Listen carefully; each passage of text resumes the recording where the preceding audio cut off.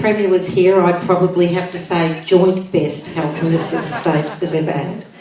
But she has truly committed herself to making sure that the legislation that comes before the Parliament is the best that it can be. We're also really fortunate to have with us Dr. Lee Dolan. Dr. Lee Dolan is a past president of the Oregon Medical Association and held the position when Oregon became the first state in the US to legislate physician-assisted dying in 1994. Dr. Dolan is a specialist in internal medicine and received his medical degree from State University of New York Downstate Medical Center College of Medicine. That's a mouthful. And Dr. Dolan practiced internal medicine at the Astoria from 1977 to 1987 and then moved to Portland, where he continued his primary care practice and also became increasingly active in medical politics. Following his retirement from medical practice, Dr. Dolan has served on the Oregon Medical Association Board of Trustees. Over the past 20 years, he has been closely involved with the introduction and administration of the Dying with Dignity Act and has spoken around the world on the introduction of similar legislation. And we welcome you to Australia and to Melbourne and to the beautiful place of Footscray, and hope you have enjoyed your stay here. I know you're leaving soon. And Tara Knipe. Tara has been a nurse in the Victorian public health system since 1989, working primarily in medical specialty areas, including 17 years in neurology, where she cared for patients diagnosed with and dying from neurodegenerative diseases like multiple sclerosis, motor neuron disease, and well, I can't even say that. I'll leave that to you to tell them what that is. And I'm doing this without glasses. I think I'm doing really well. These experiences made her a committed advocate for those people whose symptoms cannot be adequately managed. Her postgraduate qualification in health ethics has given her the philosophical framework and tools to speak out. And her position as a workplace representative and former branch councillor with the Nurses Union, the ANMF, has reinforced the need for legislation to protect healthcare providers and family members. So we do have a distinguished panel, a very informed panel, and I'm looking forward to the discussions we'll have tonight. I also want to thank Go Gentle, who have been very supportive and helpful in bringing us Lee Dolan to be able to speak with us tonight. And I think from all of us, we would like to wish Andrew Denton all the best for the surgery that he's going to undertake and hope that he makes a very speedy recovery. It's now my pleasure to hand over to the Minister for Health, Jill Hennessy. Well, thank you very much, Marsha, and a big welcome to both Lee and to Tara, and thanks to Marsha for putting on tonight's discussion. And well done to you guys, because on a Monday night you could be at home watching crappy reality TV or looking at the pile of washing or all the things you didn't get to over the weekend. But you've chosen to come out and to be part of a discussion about death. And death's a really hard thing to talk about because we've all loved and lost someone. We live in a pretty death-denying culture. I often reflect upon my role as the Health Minister, the passion and the enthusiasm that we put into the start of life and how we really engage in medical discussions around fertility and pregnancy and labouring and early childhood. But we don't seem to have a mainstream discussion about death, and it comes to us all. And this is a discussion, I suppose, that I think is a really lovely contrast to some of the cynicism we can feel about modern politics. We can say that politicians and public policy makers avoid hard topics and hard decisions. I don't think we can say that of the Victorian Parliament as they have wrestled with this issue. And this is, I think, a really interesting story. A group of people of all different political persuasions on an upper house committee decided that they would look at the end of life. And they went and they looked at all these different jurisdictions, they spoke to many different experts, and most importantly, they heard the voices of those that are confronting the end of life, those that are living with a terminal illness, those that have nursed a person with a terminal illness, those that do provide palliative care to people at the end of their life. And they essentially spent a year and a half where there was a great change in many of their views. And the majority recommendation of that committee essentially set out and made a recommendation that the Victorian Parliament should consider a very rather conservative model around assisted dying. And I suppose I've come to this debate through a number of avenues. I'm the daughter of a person with advanced multiple sclerosis. I've been one of those people who have been begged for assistance for a person enduring unbearable pain to end their life. But to this parliamentary committee, one of the most moving and, in my view, compelling pieces of evidence was that from Coroner John Olley.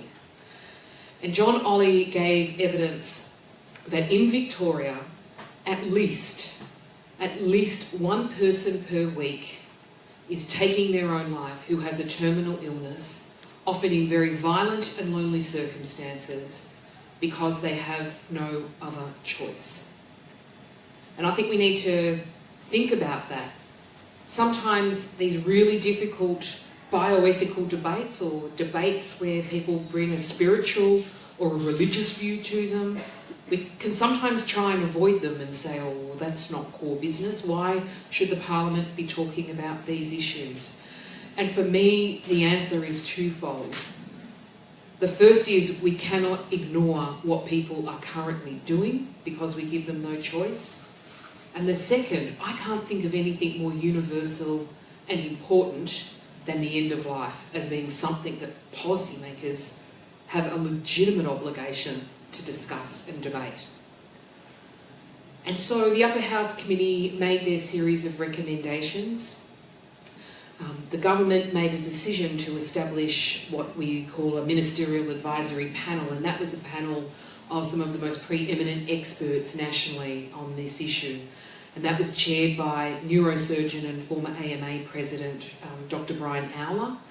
It was composed of a number of people who are palliative care experts, including Dr. Ian Maddox, who's known as the modern father of palliative care, consumer representatives of the disability movement, those that have represented vulnerable people through the Office of Public Advocate in the past. And they wrestled with what is one of the most conservative models in the world to sketch out for us a legislative framework. And when I say a conservative model, I'm a progressive.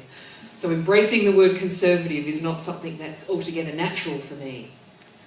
But this is a model that essentially sets out a different choice for a very limited group of people, those that are at the end of their life with a progressive and terminal illness.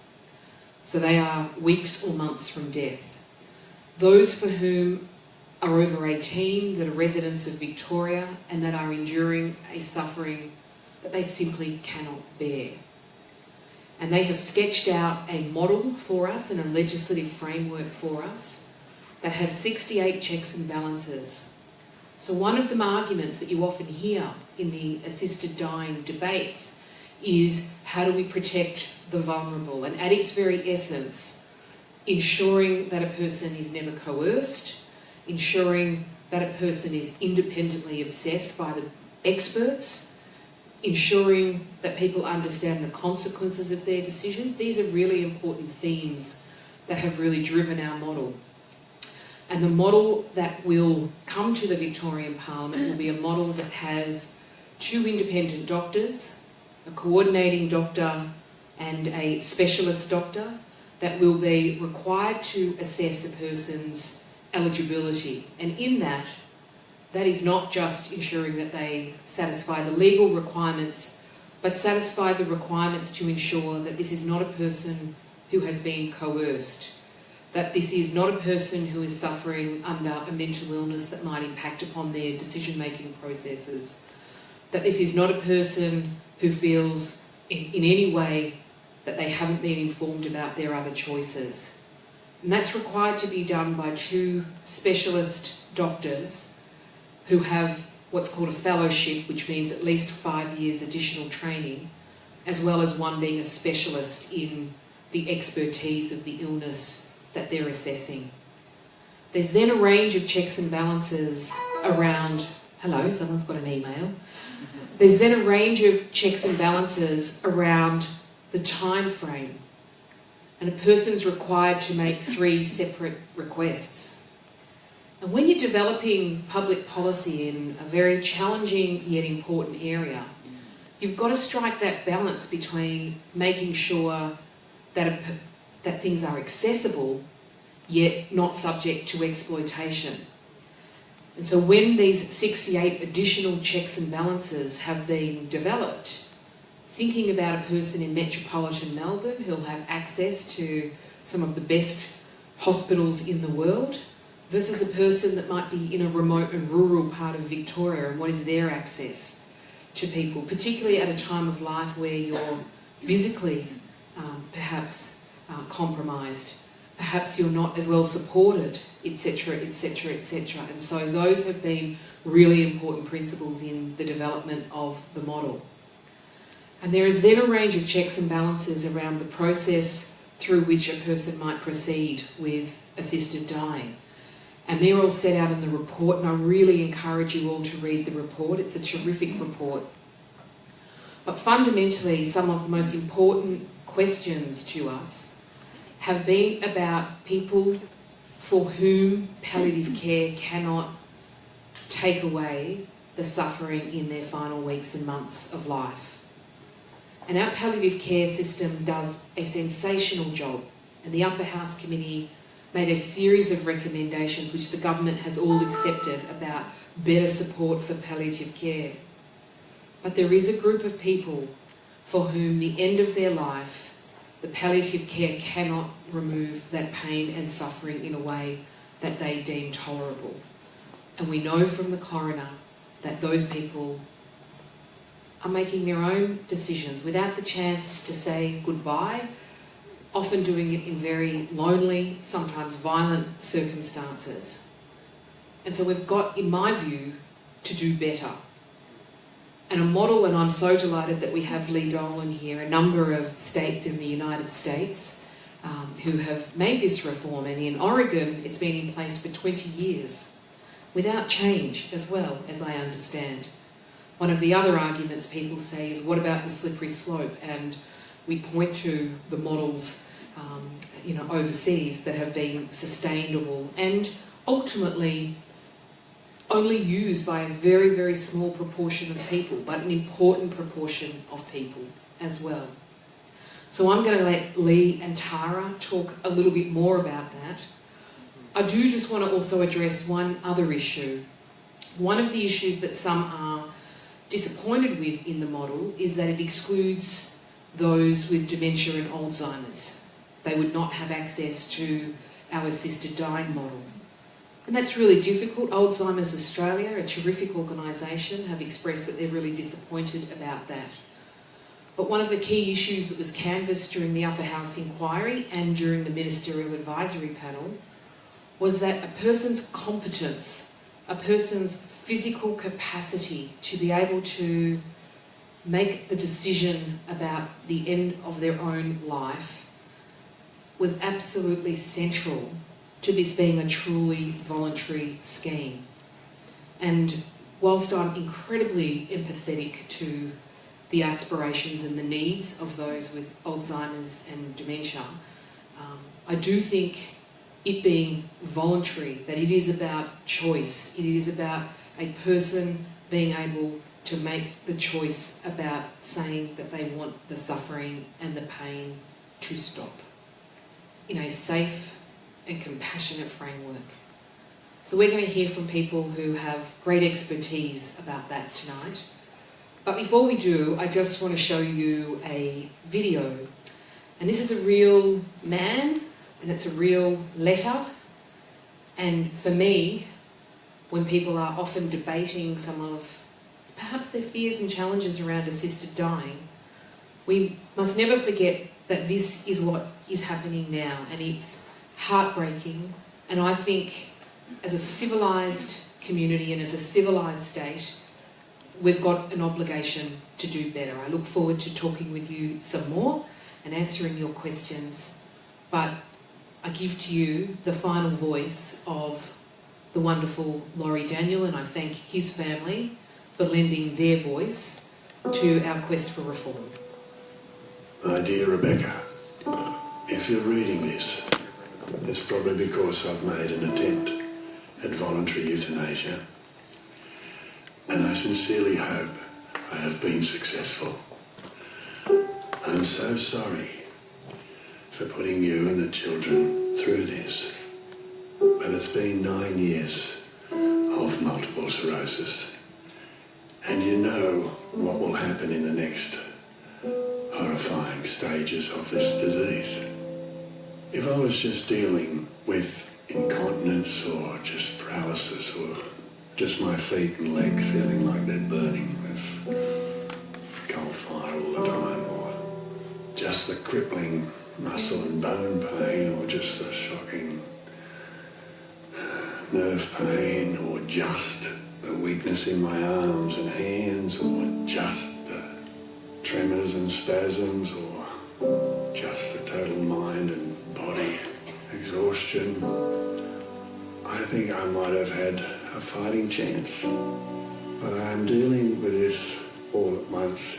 I asked my doctor to prescribe something to help me sleep, but instead of taking it every night, I ordered it. I'm sorry to everyone for having to do it that way. My arms and hands have been getting worse. I had to be able to do this myself.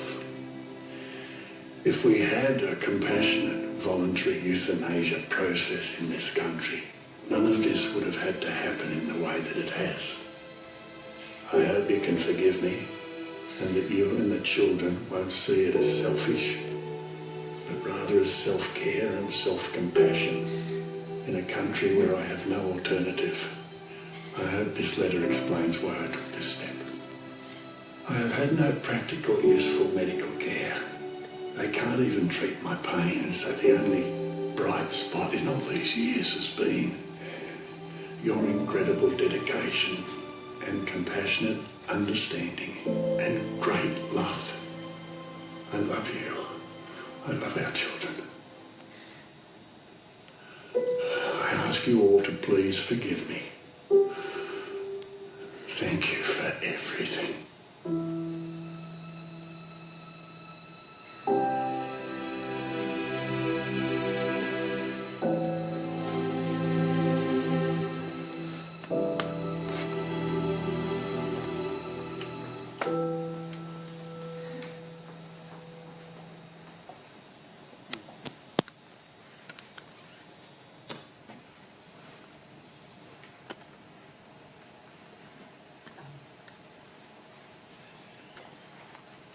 I don't know what to say after that. It is incredibly moving. But now, I'm going to ask Lee to speak and to tell us about the experience in Oregon and why this is a really big Victoria should go.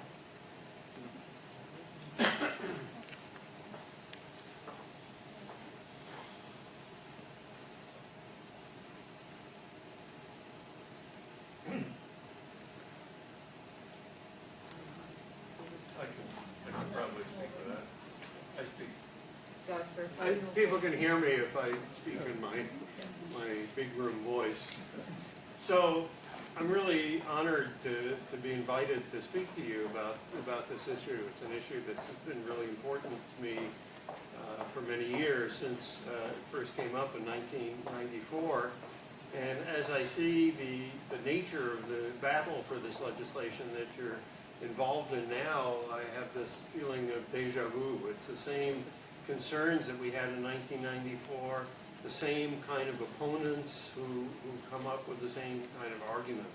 But let me tell you a little bit about the history of our law in Oregon. I was first approached by one of the sponsors of the ballot measure. In Oregon, we often have laws that come from the voters, the ballot measures.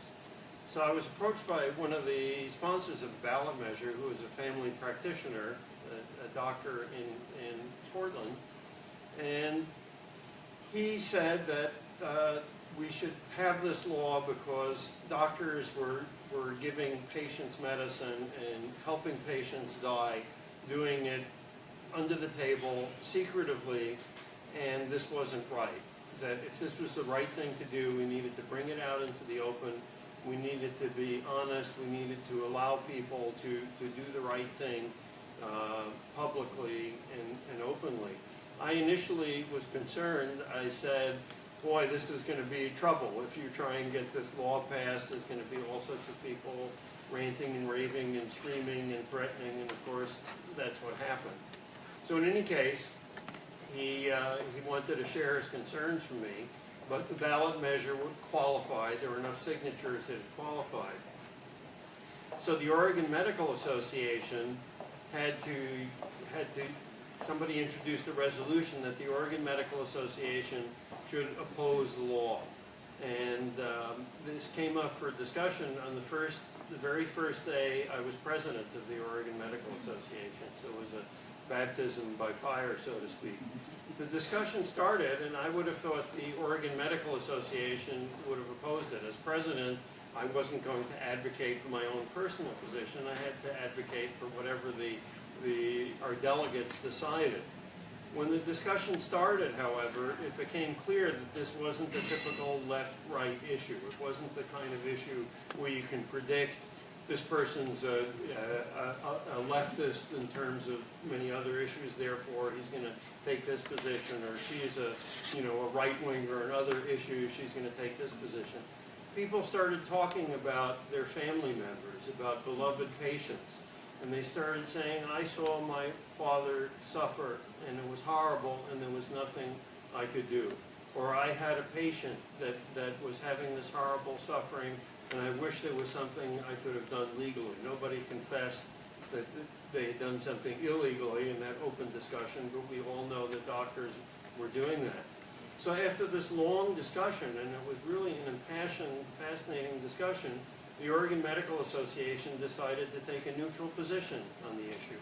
We felt that we could not come up with a consensus, and therefore this was an issue that our patients had to decide for themselves. In many ways similar to the stance that we took on the abortion issue. The idea of pro-choice means that people need to make their own choices. The doctor is not going to tell them you should do this or you shouldn't do that. When the Oregon Medical Association took a neutral position on this, it was actually rather shocking to many people. People thought that the Oregon Medical Association, thank you, I can talk a little more quietly.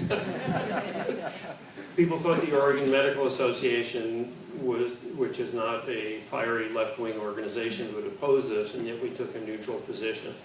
So this became controversial in and of itself. The president of our National Medical Association, which we also call the AMA, but it's the American Medical Association, flew out from Chicago to try and tell the people of Oregon that their medical association was misinformed and had taken a wrong position on this issue.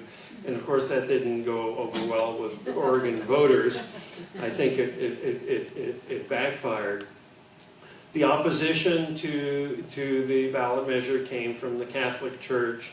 It came from other fundamentalist religious people. One of the people I understand visited here recently, Bill Toffler, who I've had some interesting conversations with. He gets his position, he tells me, from God. God talks to him and tells him how to take a stand on these issues. So, in any case, we had a very fiery campaign with lots of publicity. This was the first state in the United States that was willing to try and take a stand on this. And the ballot measure passed narrowly, 51% to 49%. 51% of the voters agreed to pass this. The opponents of the law immediately got an injunction, got a judge to put a hold on the law It went back and forth. It went to a higher court. The higher court overturned the lower judge. There were other court decisions in other states which seemed to influence the Oregon law, and it looked like this was going to go into effect. The legislature, for some reason, decided that the Oregon voters had made a mistake in their initial approval of the law and decided to refer it back to the voters. So the legislature was really much more conservative than the voters of Oregon. Once again, just as the approach of the president of our National Medical Association coming in to tell the Oregon voters that were wrong, now we had the legislature telling the voters that they were wrong. And this time the ballot measure passed in 1997, 60% to 40%. So the voters basically told the legislature what they thought. So in 1997, the law went into effect. Now the concerns that people did have lots of, I think, legitimate concerns about the law. From a medical standpoint, I had concerns about the law. I had never given a patient medicine to help them die. I mean, one of the concerns was, what medicine would we give? Would it work? Would they die instantly? Would they linger? What would happen if I gave somebody medicine? What medicine to give? Confidentiality was another issue. The people who opposed this law were the same people who opposed the laws legalizing abortion, and many of them were frightening people, to be honest. For the abortion providers, they would publish names, they would publish addresses, they would encourage people to verbally and physically attack the abortion providers, and I and the other doctors who were willing to avail themselves of this law certainly didn't want to put ourselves and our families at risk. In terms of other concerns that people had, we've already heard the slippery slope. If we pass this law, will it lead to more and more people being eligible for voluntary assisted dying? How will it affect the doctor-patient relationship? If people said, gosh, if a doctor, can give a patient medicine to die, then, people are going to be afraid of doctors. They're going to think that the doctor is going to want to kill them. Would people be coerced? Let's say grandma is just lingering, she's using up all the family finances, and gosh, we can't wait for her to die, so maybe the family will try and convince her, look, there's this law, why don't you talk to your doctor and take this medicine, and that'll take care of things, and then whisper, we'll be rid of you and get the house that we wanted to have. So there were a number of concerns. What has happened since the law? One of the things that we can provide the people of Victoria with is information on how this law, which is very, very similar to the proposed law in Victoria, has worked for the past 20 years. I mean, we've had this law for 20 years. There has not been a single instance of coercion in the 20 years that we've had this law. Not one documented instance of somebody pushing somebody to avail themselves of this law against their will. There has not been a slippery slope. There has not been one proposal to expand the eligibility criteria for patients availing themselves of this law.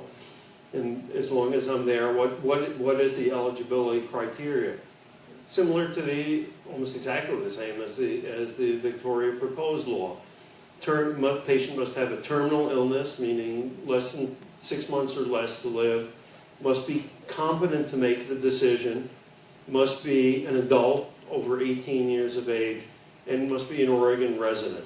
So those are the criteria, and there are also things spelled out in terms of what the doctor needs to say to the patient about the law.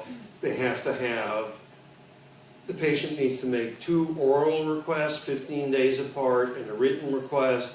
They have to be seen by another doctor to confirm that the patient in fact has a terminal illness and is competent. And so those are the regulations. How did this law affect the doctor-patient relationship? This is one of the surprises of the law. Rather than harm the doctor-patient relationship. It has actually significantly improved it. And not only significantly improved the doctor-patient relationship, and this is really the surprise about the law, but has improved the care that Oregon physicians provide to people at the end of life, whether or not they are even considering availing themselves of this legislation. Why is that?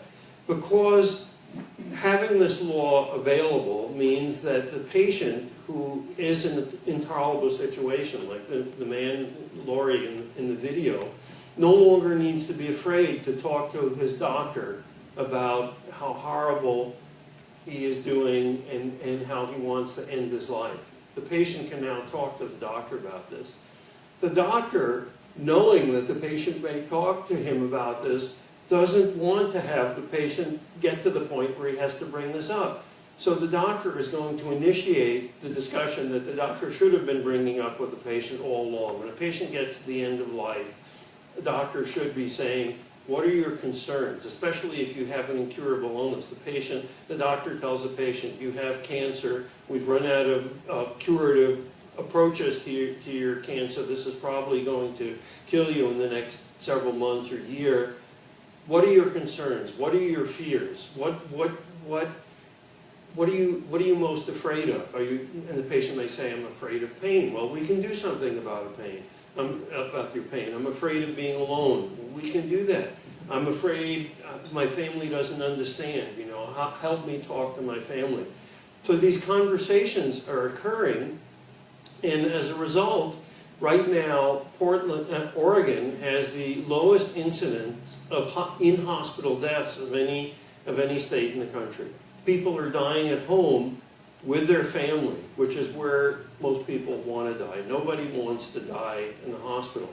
We have an extremely high instance of hospice use. People at the end of life are availing themselves of all the wonderful service that hospice provides for patients. The worst thing is when people get in touch with hospice 2 or 3 days before they die, which has often happened. That's no good. They should get in touch. The doctor should have the conversation. Hospice needs to be there for the months at the end of their increased use of palliative care. This is also being used.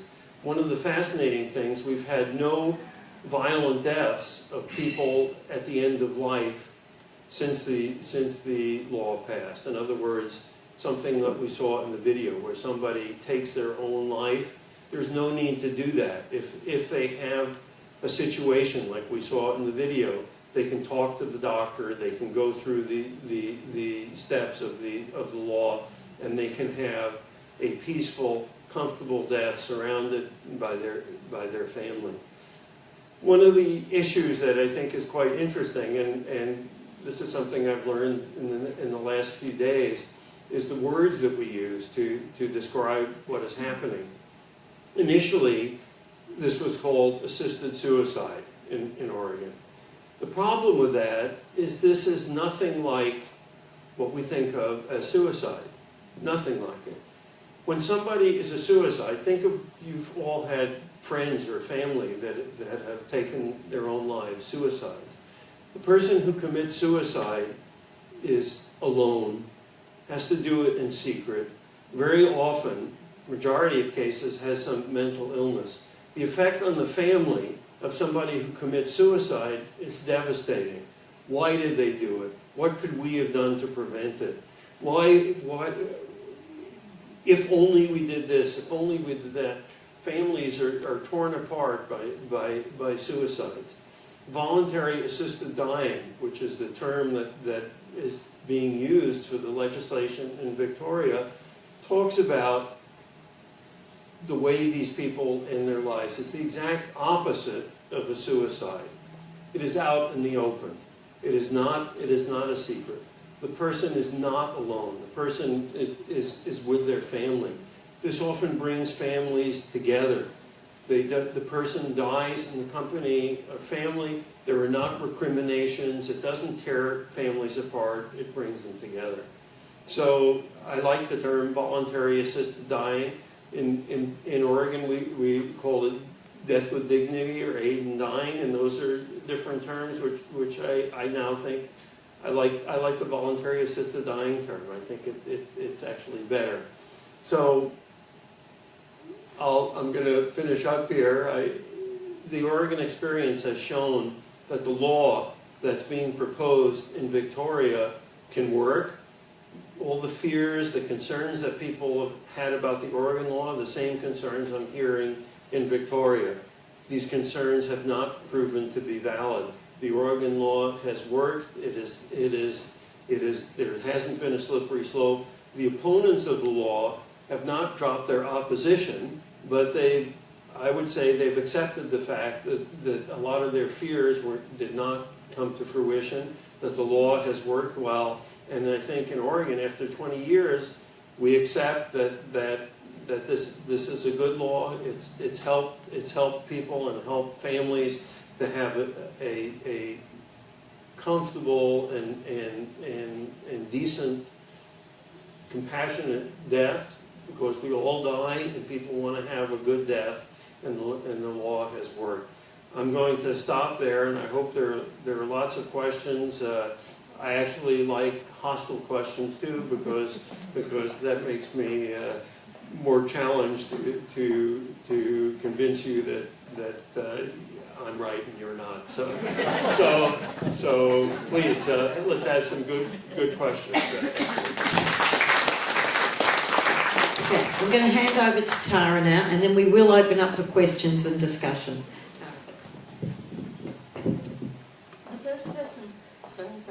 The first person I saw die was a woman in her mid-50s who had metastatic cancer. I never knew that anybody could be so yellow.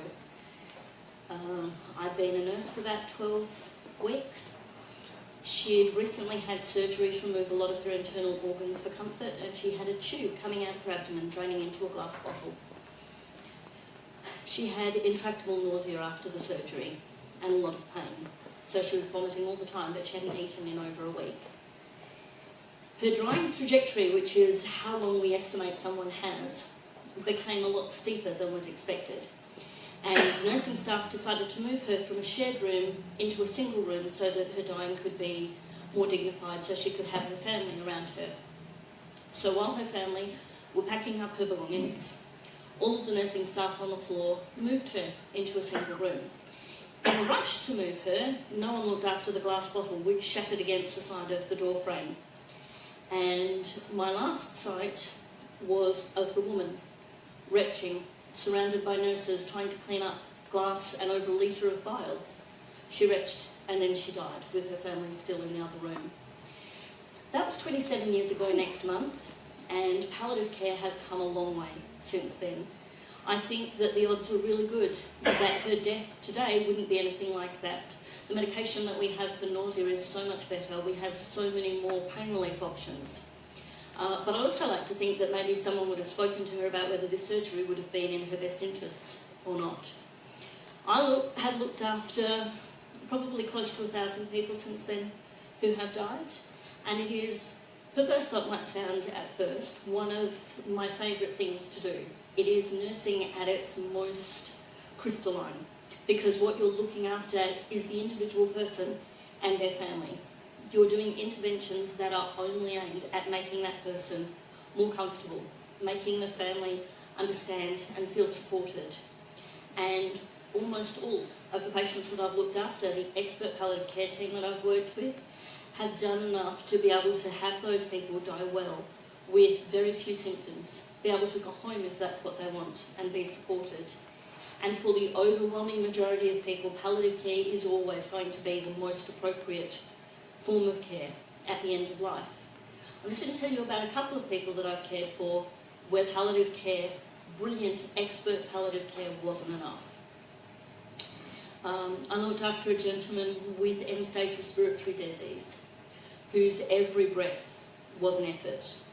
In the last hours of his life, we couldn't give him enough morphine to help relieve the respiratory distress because it would have stopped his breathing. So for the last hours of his life, he was sitting bolt upright, and every atom of his energy was focused on taking the next breath. His daughter, who hadn't accepted yet that he was going to die, was sitting on the bed and kept tapping his face, saying "Papa," because she wanted him to acknowledge her. He was about 70, she was about 45, and I could tell by looking at him that he wasn't even aware that she was there. Everything he had was focused on that next breath. And having been breathless once or twice myself, it is a really distressing feeling. I looked after a woman who had profound edema. She was tiny, she was only in her 20s, and every time we turned her, she groaned and her body leaked. Her arms, her legs, her buttocks leaked fluid. We'd stopped giving her extra fluid and she wasn't dehydrated, but her level of protein in her blood was so low that all of her fluid was sitting in her limbs. She asked her husband to let her die, and he begged us, and there wasn't anything that we could do. One of my friends was looking after a woman who was dying of cancer, and one of the great privileges of nursing is being able to develop a rapport with patients. And our patients tell us things that they are not able to tell anybody else. They're able to confide in us things about their life, their fears and their worries that they can't tell their families because they have to put up a brave face for their families. They have to be strong for their families. So after a week of looking after this woman, and my friend Sarah felt such a close kinship with this patient, she walked in one morning and her patient said to her, "I can't do this anymore. I want to die." And Sarah didn't know what to say. She was afraid that if she had a conversation with her patient about anything like that, that she could get in trouble, that she would be encouraging her patient, that someone would be angry with her. And so she pretended she didn't hear her patient. She walked to the window, pulled open the curtains and said, "It looks like it's a lovely day outside." Her patient shut down. That relationship was over. And for the next 4 days that Sarah looked after her patient, wouldn't make eye contact with her, wouldn't talk with her. She died at home with palliative care, but because Sarah was unable to even have that conversation with her, she was saying to me a couple of months ago, "I still think of her. I still feel as though I let her down," and that was 8 years ago. Palliative care was great for that woman. Palliative care is great for almost all of our patients. I love my job. I love that I get to be able to help people at the hardest moments in their lives. And the hardest thing that I have ever done in my life was tell the wife of one of my patients, a man I'd been looking after for 3 years as he came in with worsening motor neurone disease, each visit having lost something else. His wife said to me, "We talked about this while he could still speak. This is not what he wants. Please, you have to do something to help him." And I said, "There's nothing I can do." And she sank to her knees in front of me and begged me for her husband, and there wasn't anything that I could do. And it is for patients like Nelson and for his wife and for all the other patients who are out there that I think we need to have an option. We need to be able to say to them, if you want it, there's another choice. If you don't, that's fine. No one can make that decision for you. My cousin died of metastatic cancer. She was 39 when she was diagnosed. She fought all the way to the end. She went to palliative care the morning she died. She was there for 5 hours and she died. She would never have chosen this option, and that's fine, but I would like her to have had that as an option. I would like my patients to have that as an option. And if it comes that this is how I'm dying, I would like to have that as an option. Thank you.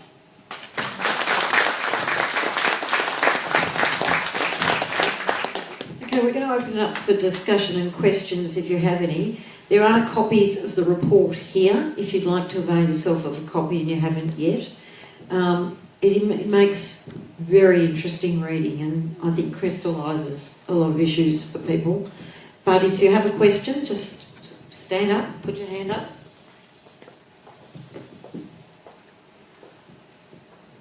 Well, mine is a purely just for my interest. Why couldn't I make up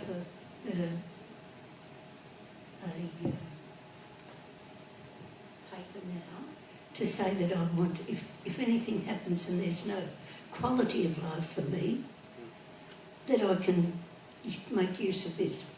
But I'm not sick. I want to do it while I'm well. And is it possible? Is it possible for me to do something so that if I get dementia or whatever, I can, that's.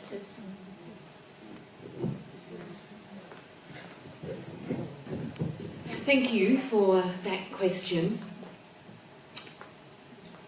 Assisting a suicide in any form is a criminal offence in this state, which is why when people who are very unwell at the end of their lives are begging for assistance from their nurse or their doctor, that they're unable to help them.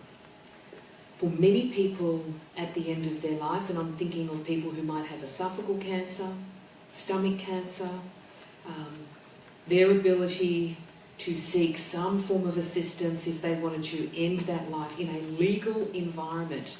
Anyone that assists a suicide, which is why the Lauries of the world were denied the chance to say goodbye, were denied the chance to have a final engagement with his family.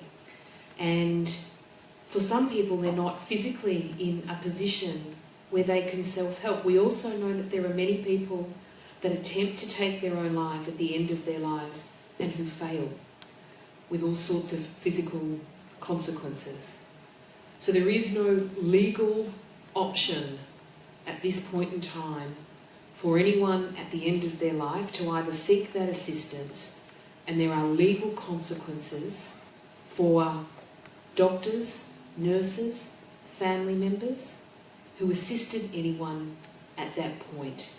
And so the purpose, or the case, I think, for reform is about having a model where we take the criminality away and give people at the end of their life a choice so that they are able to say goodbye in an environment of love and not one shrouded through legal fear. I'll just hold on a sec. We've got a person over here and a person there, so we will do that. I think the other thing too is that this legislation will not allow you to even write that letter now unless you have that terminal illness, and it will not help you if you have dementia or Alzheimer's either. So that's the complication of having conservative legislation, in that you have to be facing the terminal illness and make that decision, because you never know, later on you may change your mind. So if you're not of a state where you can determine that, then that stays in place. So this is very conservative legislation we're looking at, and you do have to make those decisions and go through quite a process beforehand to make sure that that is of your choice with this legislation, and you do have to be suffering from a terminal illness and facing imminent death. What you can do now, though, is appoint a medical power of attorney. It doesn't have to be a family member, and speak with them about what you want, and or complete an advance directive. Advance directives don't have legally binding powers, so you can't enforce it, but it means that you can say, in the event that I have a stroke and I'm not going to meaningfully recover and I am dependent on artificial hydration and nutrition, I want that withdrawn. The advantage of having a medical power of attorney is that that person can back up that by making the decisions for you when you're not competent to. But under this legislation and under the legislation in Oregon, you can't say, in the event that I become demented, I want to be able to avail myself of voluntary assisted dying. In that case, there isn't anything that you can do, but there are options that you can have for some other situations. That can certainly put your mind at ease. And the last thing I would say, I'm medical power of attorney for most of my family, is having those discussions is a great way of making sure that everyone's on the same page, everybody knows what you want, so you avoid the horrible scenes that I've seen way too often, and I'm sure Lee has too, where you have family around the bedside all arguing about what mum would really have wanted. So appointing someone, having those discussions, making sure that everybody knows, is a really great way, short of something like dementia. Excellent. Well done. I'd like a definition of suffering from both of you, but can it be anticipated suffering? Like if you know you have a bad terminal illness and the inevitability will be suffering, that you can ask to die before you suffer, or do you have to already be suffering?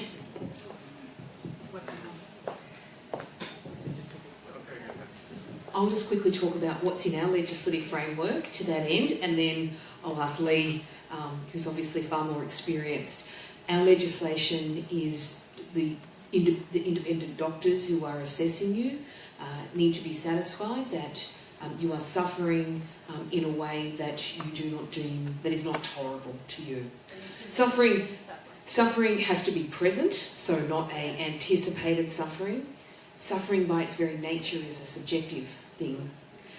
And so that is why the proposed test in the multi-pronged test is that you're also enduring suffering that is not tolerable to the patient.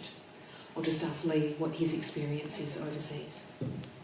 Well, yeah, that's fine. One of the things that's quite clear is nobody can predict what's going to happen when you have a bad disease. I mean, you don't know what's going to happen 3 months down the road. So you don't know that you're going to have intolerable suffering at the end of the road. You don't know what your attitude is going to be when you have the intolerable suffering. So you may have intolerable suffering and still feel that it's wrong to take medicine to end your own life, and you're going to put up with the suffering, or you're going to do the best with the medication. So I think the whole point of the legislation is you have to be in the middle of what's happening, and you have to say, this is how I feel now, this is what I want to do now. You can't make decisions ahead of time. I don't think it's right. The other thing that I think is great about this legislation is that part of the assessment process is to look at what kind of interventions you're having. So the physicians will actually, in some cases, and I know this has happened overseas, come up with alternate interventions that may help. So for a lot of people overseas, the palliative care is better, the support is better, not just for the reasons that Lee was talking about. Is that going to be 45 days of suffering because you've got to go 3 lots of 15 days? The proposal in the Victorian program is that your 3 requests and assessments cannot be done in less than 10 days. So 30 days of suffering. The purpose of that, no, it's 10 days in toto. The 3 requests can't be done in less than 10 days. The purpose of that is about ensuring that your requests are enduring. The reality for many people trying to get access to those doctors is going to be a real issue. And that's been one of the great struggles in the in developing the model. How do we have something that is safe, but also how do we have something that is accessible to people? And we all know the great challenges of people that are dying, geographically, their ability to access, assuming they've got support to help them organise these things. All of those things have been live issues and difficult balances in the model that we've landed on. So this is conservative legislation, both in Oregon and Victoria. The idea of this delay, which obviously you feel uncomfortable about, the suffering is prolonged, how can I say this more clearly? This is a big decision. You may be suffering one day and say, I can't live anymore. A week later, you may feel better and say, gee, I've changed my mind. So the point is, you really need to make sure that it's conservative and that you need to have 2 oral, in Oregon, you need to have 2 oral requests 15 days apart. So you weren't just having a bad day when you went in to see the doctor and said, I want to do this. You have to have a written decision. I think being conservative about this kind of decision is the right way to go. The suffering has gone on for a long time by the time you go in to see the doctor and say, I want to do this. So, the safeguards are a good thing, and one of the reasons that I think this law has been successful and insulated from objections that people might have otherwise.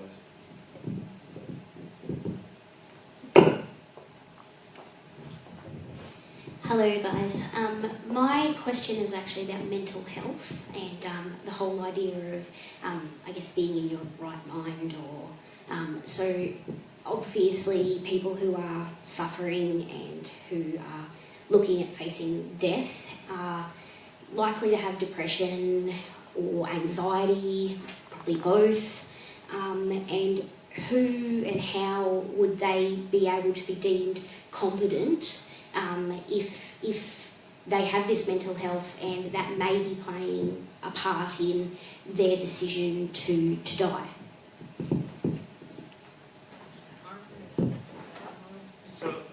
So this is obviously a concern that's built into the law in Oregon. People are, this is almost ridiculous to say. Of course, you're depressed when you're dying. There's something called situational depression, which means that you have a legitimate reason to be depressed. The question is, does this situational depression impair your decision-making ability? And the conclusion is that it does not. There's another kind of depression which is not situational, which is related to schizophrenia, bipolar disease. It comes from a sort of imbalance within your body, that you're depressed for no outside reason. There's just this overwhelming depression. This is a serious ongoing mental illness and does impair your ability to make a decision. And this means you're not eligible for availing yourself of the law. The question is, who is to decide whether somebody is competent?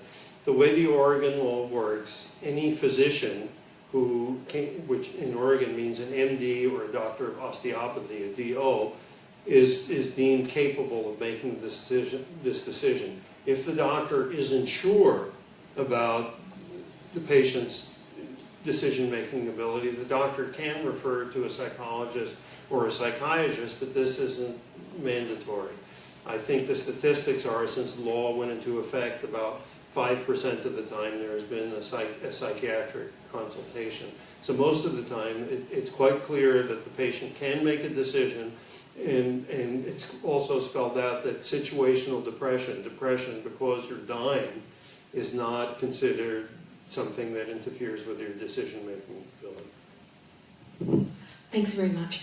The model that's being proposed for consideration of the Victorian Parliament similarly requires both of the treating doctors to make an assessment around a person's competence, that they're not suffering under any duress, and if they have any concern about a person's mental ability, i.e. their competence, or a mental illness, which would go to, do they understand the enduring effect of the decisions, they would be required to refer them to a requisite specialised medico. So in the main, that might be a psychiatrist, but you might be dealing with someone, for example, with an acquired brain injury, and so you would refer off to a neuro in those set of circumstances. But that's something that is canvassed uphill and down dale in the report, and is very firmly in the recommendations, and it will be in our eligibility criteria in Victoria. That goes to that very point, but I think, I do really think that Lee has just very persuasively outlined the reality of the set of circumstances are when people are making or considering making such a request.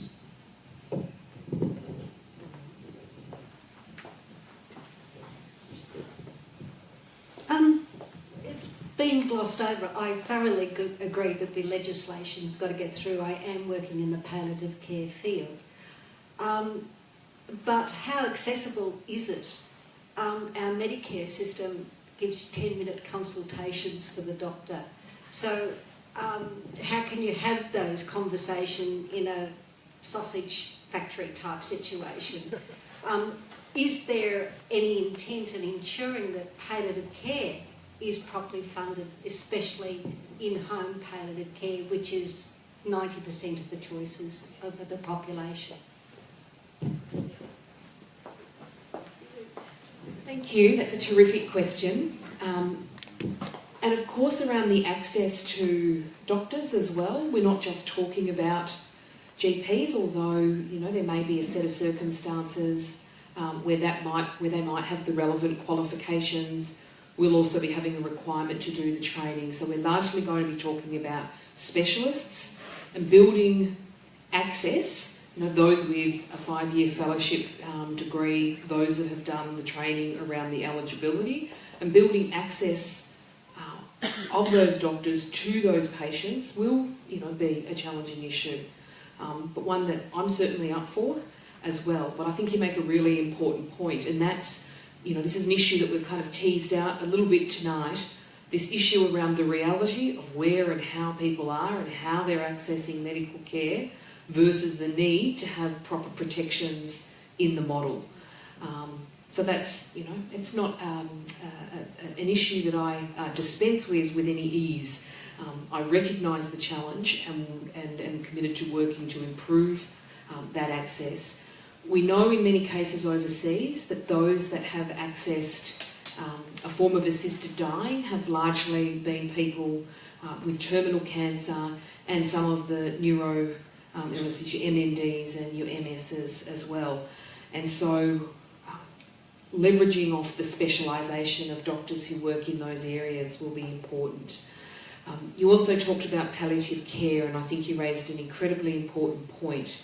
At the moment, we don't meet many people's aspirations to die in their own homes. We know that about, I think it's 14% of people are dying in their own homes, yet there's a very strong demand for people too. So we've introduced a reform last year that is about building the right workforce around better supporting in-home palliative care. And it has the same challenges as this debate that we're having. Things like in very rural and remote areas, access to a 24-hour GP. How do we get the right support for either professional or volunteer palliative care workers that are in home trying to support a patient and a family? Access to pharmacy, drugs that are required for people at that stage of their life. And so we've got a very important reform that's in place and that we've funded about building that workforce. We've increased funding to palliative care by over 12% in the last 3 years, and you'll get no argument from me in conceding that we've absolutely got more to do, and we'll continue to invest in palliative care. And we'll have to, particularly if these reforms are successful. The experience, I think, in Oregon as well was just the conversations with physicians around suffering, pain, what our image of death or our aspiration about the end of our life might look like, ultimately encourage more people into a palliative care setting, and that will need to be one that is supported not just in funding but in the workforce and all of the supports that need to be put around that as well. I think the final issue that I just wanted to make in respect of your question, and two of the issues that I think about every single day, is that we've also got to be making sure that we're supporting our palliative care system in the equipment.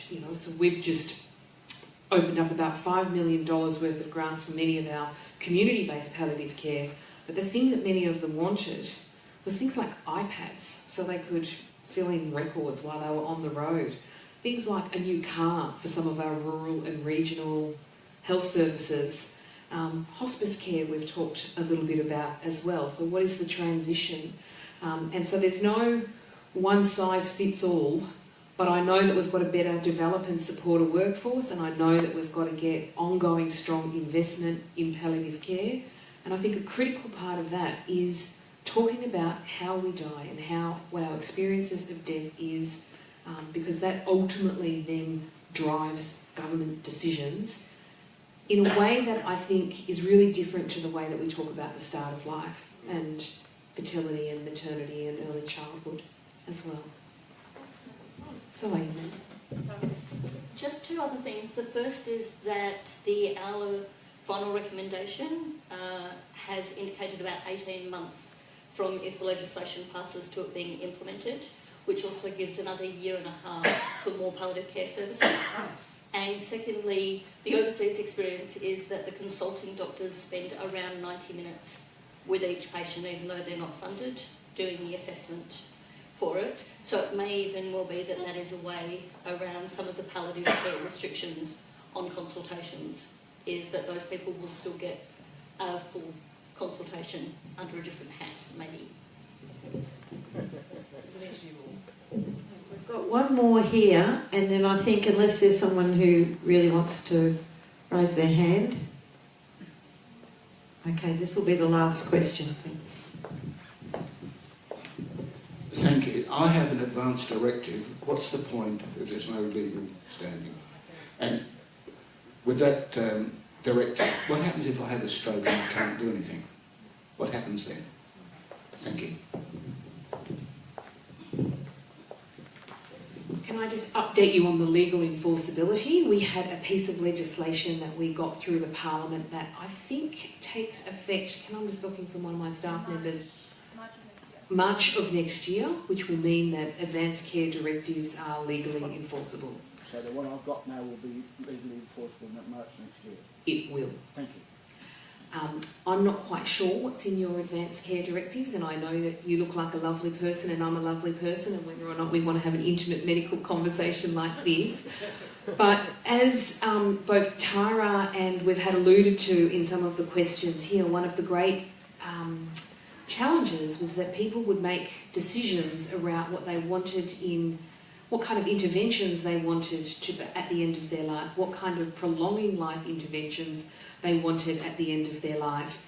And what was some of the evidence as we were developing these reforms was that you would have, sisters, daughters, brothers, aunts come in and say, no, of course we want to prolong life at all costs, against what was in the advanced care directive, which is why the conversation around the dinner table, the barbecue table, the coffee table needs to be about people expressly talking about what their medical needs and wants are.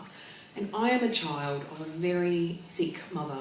I want my mum to live forever because I'm selfish, and how could I not have the person who unconditionally loves me? It's a very human thing, I think, for families and children to want their parents to live forever. But having that conversation to get people to the point where they respect other people's choices, and begrudgingly, as you confront the fact that people that you love may not live forever, you do kind of start to take on a sense of responsibility of respecting their choices and their wishes. That's half the reason I'm in this debate, and that's half the reason I'm on the side of reform. But it is important that people talk to their families about what they want the end of their lives to be, because the experience before we made them legally enforceable is that you would have a clinician, and many emergency department doctors tell me this, of course, because often it's a person that's very, very unwell, they mightn't have been in hospital, they're transferred to an emergency department, they literally are dying, and you've got a child who rushes to their bed and says, save them at any costs, where the intervention might prolong their life, but it may be in complete contradiction to what some of their previous advanced care directives might have been. May I just have an answer to that, please? All their family have got copies of this thing. My daughter's got a copy. And it's a standard Dying Dignity Victoria form that states what I want done. I do have a question. Very quickly, but all right. The question is about communication and doctors being able to have those conversations. And I think we've heard and we know that our culture is very adverse talking about dying. It's not part of life. We'll just get there and something will happen. It's out of our hands. My experience is that there are fabulous doctors, and nurses do it better than doctors, I think, overall. Some fabulous ones who are able to have the communication, have got the skills to have the communication with their parents, particularly those ones who are, on the path of, a life-limiting illness, or who come in through emergency after some trauma.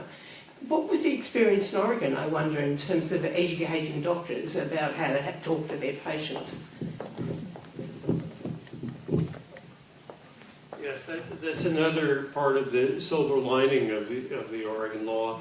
You know, we haven't trained doctors well to deal with the situation. It's an uncomfortable thing to talk to a patient about death. I mean, a lot of doctors think if your patient dies, then that means you failed. You know, because as a doctor, you're supposed to, you know, save every life and cure every illness.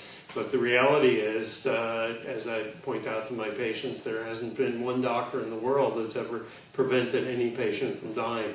We all die. So at a certain point, we're going to have these conversations.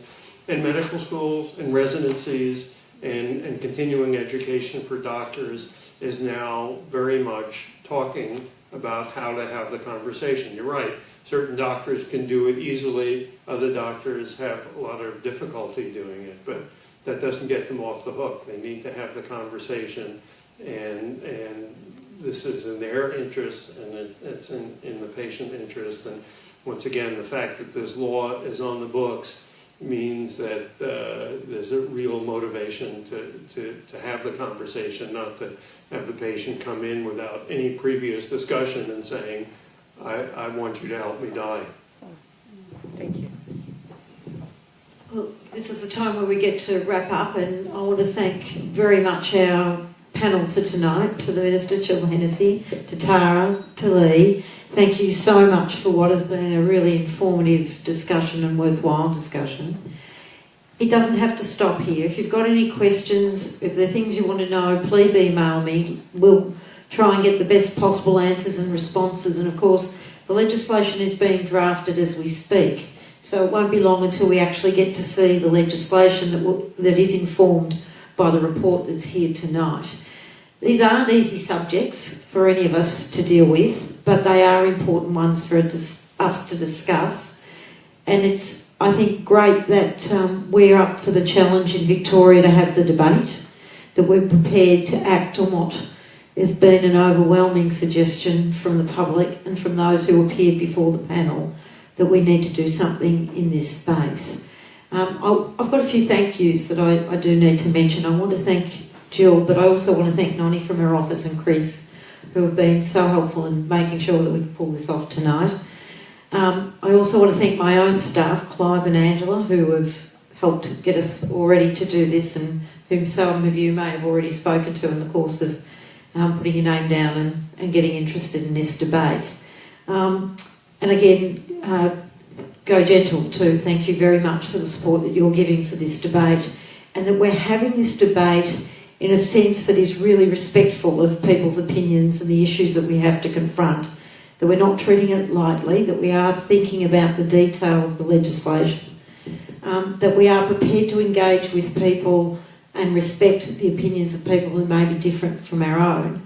But for me, the detail of the legislation will be vitally important, because if we're going to put this in place, and I have no doubt it will be good legislation because Jill has a great eye for detail, it will be important legislation, and we do have to get it right, and we do need to know that those who avail themselves of the legislation do so and are able to maintain their dignity and die the way that they wish to die, and that we do have the palliative care for those who need to go to the end of their lives through that mechanism, that it is the most supportive palliative care you can get.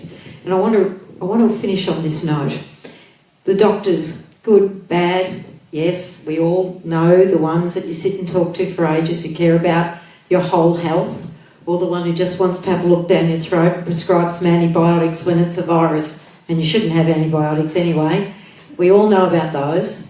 But the realities are that part of the recommendations in the report is to ensure those doctors who are going to be making those decisions about your decision to end your life are trained to have those conversations. So it's not just going to be a simple case of having that 5-minute conversation.